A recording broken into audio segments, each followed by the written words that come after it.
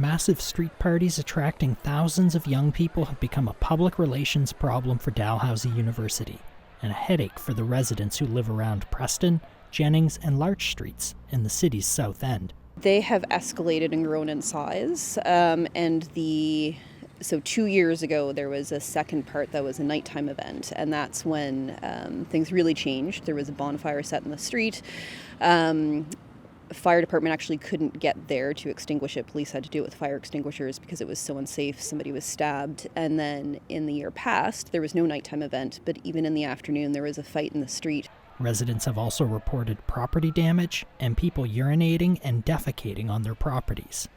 The cost of policing the parties was almost $100,000 in the last 2 years alone, roughly $13,000 for 2022 and $82,000 a year later, according to a Freedom of Information request filed by an area resident.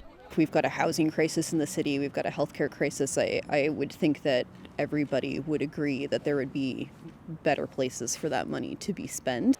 Halifax police say the increase in staffing was needed for officer and public safety. The university declined an on-camera interview.